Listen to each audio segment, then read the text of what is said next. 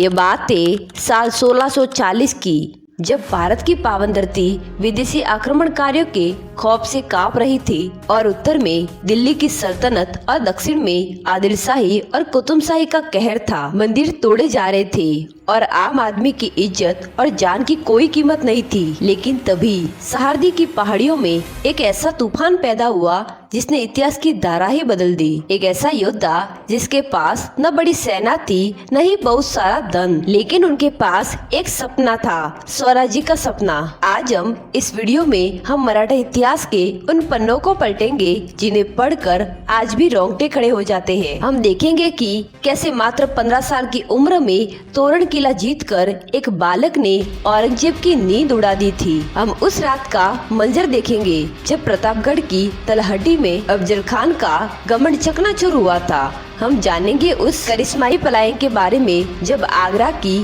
काल कोठरी से महाराज मौत को मात देकर वापस लौटे, और साथ ही हम जानेंगे उस गणिमी कावा यानी गुरिल्ला वारफेयर की तकनीकी को जिसे आज दुनिया की बड़ी बड़ी सेनाएं स्टडी करती है।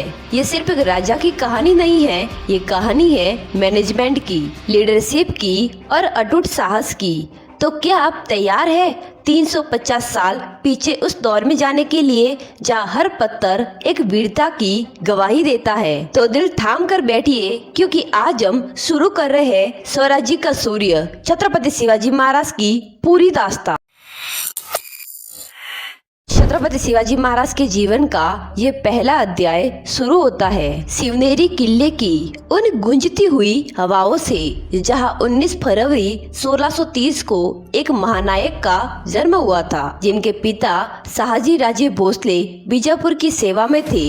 लेकिन उनकी माता जिजाबाई ने बालक शिवबा के मन में रामायण और महाभारत की कथाओं के जरिए अन्याय के खिलाफ लड़ने का बीज बो दिया था। जब पूरा देश गुलामी की जंजीरों में जकड़ा हुआ था, तब पुणे की छोटी सी जागीर में जिजाबाई और दादोजी कोंडदेव की देखरेख में महाराज ने तलवारबाजी, घुड़सवारी और राजनीति की शिक्षा ली। लेकिन उनकी असली ताकत बने उनके मावले यानी सहारदी की पहाड़ियों में रहने वाले वो साधारण किसान और गडरिये, जिनके साथ मिलकर महाराज ने उस दुर्गम इलाके के चप्पे चप्पे को समझ लिया था। मात्र 15-16 साल की छोटी सी उम्र में जब लड़के खेलकूद में व्यस्त रहते हैं, तब महाराज ने एक ऐसा साहसी कदम उठाया जिसने आदिलशाही सल्तनत की नींव हिला दी। तब महाराज ने एक ऐसा कदम उठाया जिसने आदिलशाही सल्तनत की नींव हिला दी। उन्होंने पुणे के पास स्थित तोरण किले पर कब्जा कर लिया और इसे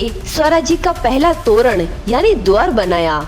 इसी दौरान उन्हें जमीन में गड़ा हुआ खजाना मिला, जिसे उन्होंने अपनी निजी विलासिता के बजाय स्वराज्य की सेना खड़ी करने और राजगढ़ जैसे अवैध किले के निर्माण में लगा दिया, जो ये दर्शाता है कि महाराज का विजन शुरू से ही एक लोक कल्याणकारी साम्राज्य खड़ा करने का था। यह अध्याय हमें सिखाता है कि संसाधन मायने नहीं रखते।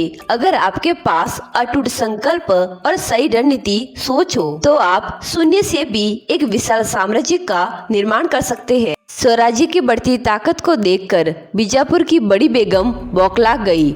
उसने दरबार में ललकारा कि कौन छत्रपति शिवाजी महाराज को कैद कर लाएगा। तब 7 फीट ऊंचे और लोहे की सलाखें तोड़ने वाले क्रूर जनरल अफजल खान ने ये बीड़ा उठाया और कसम खाई कि वह छत्रपति शिवाजी महाराज को जिंदा या मुर्दा पकड़कर लाएगा। अफजल खान अपनी विशाल सेना के साथ मंदिरों को तोड़ता हुआ और तबाही मचाता हुआ आगे बढ़ा, ताकि महाराज गुस्से में आकर बाहर निकले। लेकिन चतुर रणनीतिकार छत्रपति शिवाजी महाराज ने उसे अपने इलाके प्रतापगढ़ के घने जंगलों में आने पर मजबूर कर दिया। 10 नवंबर 1659 की वो ऐतिहासिक दोपहर, जहां दोनों की मुलाकात एक सामियाने में अफजल खान ने कपट करते हुए महाराज को गले लगाने के बजाय अपने बगल में दबा लिया और खंजर से वार किया। लेकिन महाराज पहले से ही सतर्क थे। उन्होंने अपने कपड़ों के नीचे सिलखत यानी लोहे का कवच पहन रखा था। जैसे ही अफजल खान ने वार किया, महाराज ने पलक झपकते ही अपने हाथ में छिपे वाघनख अफजल खान के पेट में उतार दिए और उसका सारा घमंड मिट्टी में मिला दिया। सामियाने के बाहर निकलते ही मराठा सेना ने झाड़ियों से निकलकर हर हर महादेव के जयघोष के साथ अफजल खान की विशाल फौज पर ऐसा घातक हमला किया कि बीजापुर की सेना के पास भागने तक का रास्ता नहीं बचा। ये जीत केवल एक युद्ध की जीत नहीं थी, बल्कि इसने पूरी दुनिया को बता दिया कि मराठा अब किसी के सामने झुकने वाले नहीं और गोरिल्ला वारफेयर यानी गणिमी कावा की वह ताकत है जो बड़ी से बड़ी सल्तनत का अंत करेगी।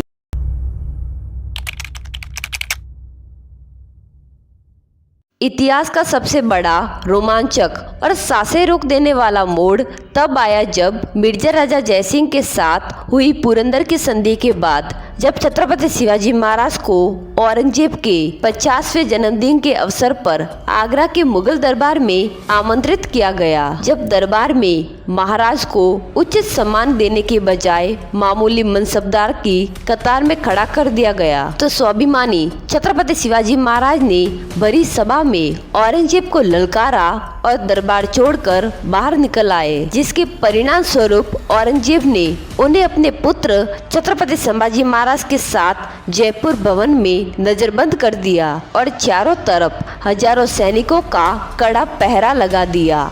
आगरा की उस काल कोठरी में जहां बड़े बड़े योद्धा हिम्मत हार जाते, वहां महाराज ने एक अद्भुत मनोवैज्ञानिक युद्ध शुरू किया। उन्होंने बीमार होने का नाटक किया और अपनी सेहत के लिए साधु संतों और गरीबों को मिठाई के बड़े बड़े टोकरे दान में भेजने की अनुमति मांगी। कई हफ्तों तक जब रोज टोकरे बाहर जाने लगे तो मुगल सैनिकों की तलाशी की गंभीरता खत्म हो गई और इसी लापरवाही का फायदा उठाकर 17 अगस्त 1666 को महाराज और छत्रपति संभाजी महाराज खुद उस मिठाई के टोकरों में छिपकर मौत के पहरे से बाहर निकल गए। जब अगली सुबह औरंगजेब को ये खबर मिली कि छत्रपति शिवाजी महाराज उसकी कैद से गायब है, तो उसके पैरों तले जमीन खिसक गई और उसने अपनी पूरी सल्तनत में नाकाबंदी करवा दी। लेकिन भेष बदलने में माहिर महाराज मुगलों को चकमा देते हुए अलग अलग रास्तों से मथुरा, काशी और पुरी होते हुए सुरक्षित महाराष्ट्र पहुंच गए। ये अध्याय साबित करता है कि ताकत से ज्यादा बुद्धि और धैर्य का महत्व होता है, क्योंकि इस पलायन ने औरंगजेब के पराजय होने के भ्रम को हमेशा के लिए तोड़ दिया और पूरे भारत में ये संदेश फैला दिया कि मुगलों का अंत अब निश्चित है।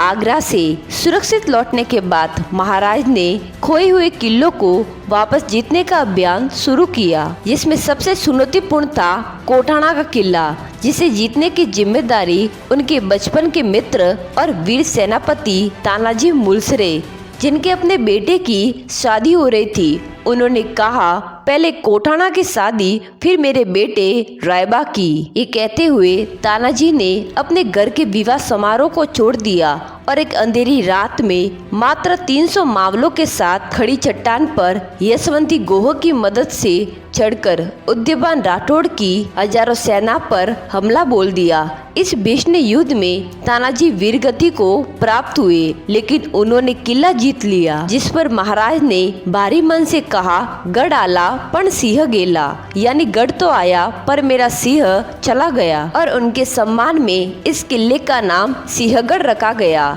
इसी समय महाराज ने एक और दूरदर्शी निर्णय लिया, जिसे उस वक्त कोई नहीं समझ सका।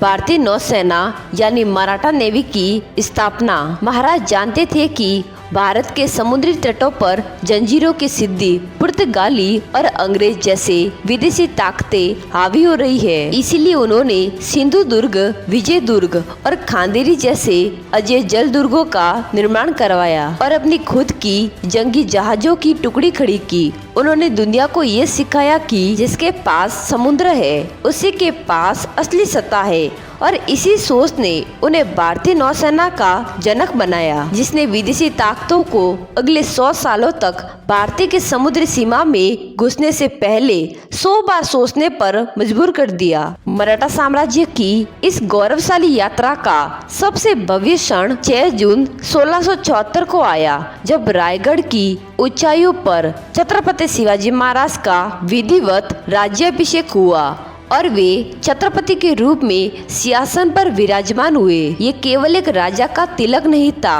बल्कि सैकड़ों वर्षों की गुलामी के बाद एक स्वतंत्र हिंदू राष्ट्र की घोषणा थी, जिसने पूरे भारत को ये संदेश दिया कि हम अपना शासन खुद चला सकते हैं। महाराज ने अष्टप्रधान मंडल मंत्री परिषद की स्थापना की, जिसमें प्रशासन को 8 अलग अलग विभागों में बांटा गया, जो आज के आधुनिक सरकारी सिस्टम के तरह ही संगठित था। उन्होंने फारसी प्रभाव को कम करने के लिए राज्य व्यवहार कोष बनाया, ताकि प्रशासन में अपनी भाषा का उपयोग हो सके। साथ ही उन्होंने महिलाओं के सम्मान, किसानों को बीज और बेल के लिए कर्ज देने और पर्यावरण संरक्षण के लिए आज्ञा पत्र जैसे कड़े कानून बनाए। हालांकि 3 अप्रैल 1680 को इस महान आत्मा ने देह त्याग दी, लेकिन उनके द्वारा बोया गया स्वराज्य का बीज उनके पुत्र छत्रपति शिवाजी महाराज और आगे चलकर पेशवाओं के नेतृत्व में एक विशाल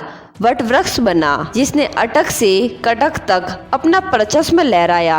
छत्रपति शिवाजी महाराज का जीवन हमें सिखाता है कि एक सच्चा नेता वह नहीं जो सिर्फ राज करता है, बल्कि वह है जो आने वाली पीढ़ियों के मन में आजादी और स्वाभिमान की लोह जला दे। आज भी जब हम सहारदी के किलों की मिट्टी को छूते हैं, तो वह हमें याद दिलाती है कि जब तक हमारे पास साहस और सही नीति है, हम किसी भी चुनौती को मात दे सकते हैं। तो दोस्तों, अगर आपको भी इतिहास से जुड़े ऐसे ही वीडियो देखने हैं, तो हमारे चैनल को सब्सक्राइब जरूर करें और कमेंट में जय भवानी जय शिवाजी जरूर लिखें।